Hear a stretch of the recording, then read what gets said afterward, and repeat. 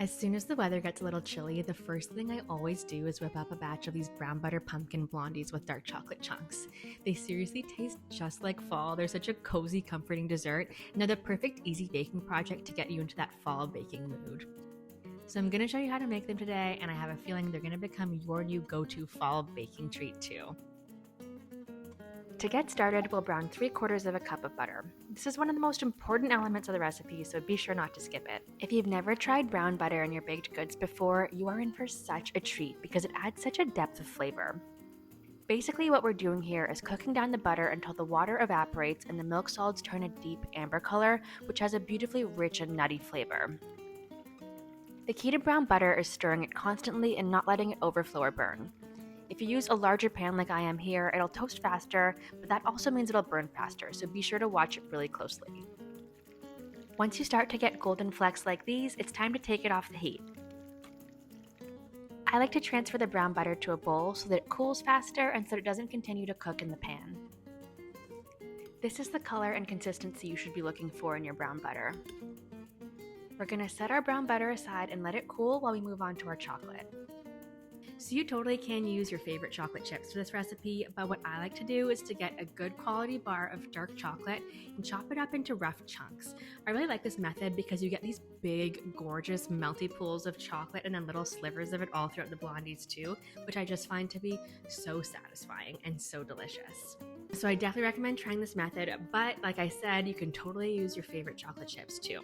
Some other great chocolate additions in this recipe are toffee chips, white chocolate chips. Seriously, get creative because they all work really well in this recipe. Now that our prep is done, it's time to start mixing up our batter. We'll start by combining 1 1/4 cups of brown sugar with our 3/4 of a cup of brown butter. And now it's time to add in our pumpkin.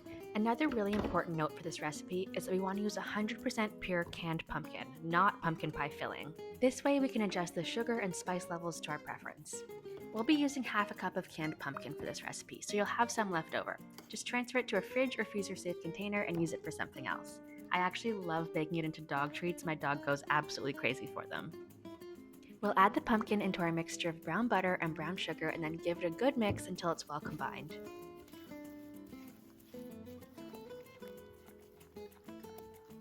Once that's looking nice and smooth, it's time to add in our eggs. One of my best baking tips is to crack your eggs into a separate bowl before adding them into your baking mixture. This way, it's so much easier to pick out any eggshells that accidentally end up in your bowl. We'll mix our wet batter together with 2 eggs and 2 teaspoons of vanilla until it's nice and combined. Once that's looking smooth, it's time to move on to our dry ingredients.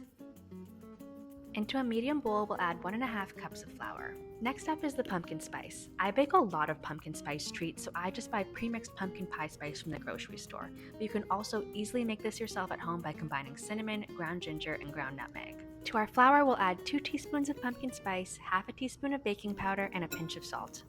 Whisk it all together to combine, and then it's time to add it into our wet ingredients. We'll gently fold our dry ingredients into our wet ingredients, but we want to be careful not to overmix because this can cause the batter to develop too much gluten, which can make the blondies tough and gummy instead of tender and fudgy. Once the batter is just mixed through, we'll add in our beautiful chopped dark chocolate. We'll gently stir that in until it's thoroughly combined. We'll reserve about 1/2 cup of that dark chocolate to sprinkle on top of the blondie batter just before baking. Now it's time to prepare our 8x8 baking dish by greasing it well. I always save the butter paper or foil that's wrapped around my butter because it's so perfect for greasing up baking dishes like this, but you can also easily just use a non-stick spray. Next, we'll line our baking dish with parchment paper, leaving a bit of overhang on 2 sides so that it's easier to lift the blondies out afterwards. Add the blondie batter to our prepared baking dish and do your best to spread it out smoothly just so that it bakes evenly. We'll sprinkle our remaining dark chocolate chunks over top so that we get some nice, beautiful, gooey pools of chocolate on top, and then it's time for the oven. The blondies will go into the oven at 350 for 35 minutes.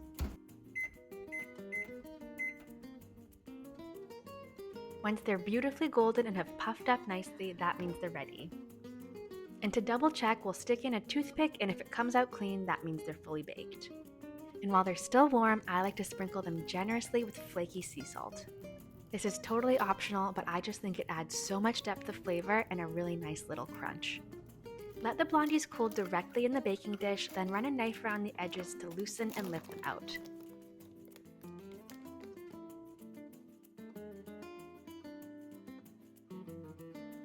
Okay, our beautiful brown butter pumpkin blondies are officially out of the oven and they smell so insanely good. I did get a little impatient and I cut into these before they'd fully cooled because I simply could not wait to eat one. But if you want yours to be like perfect, neat blondie squares, just be sure to wait until they've fully cooled in the pan and then cut them.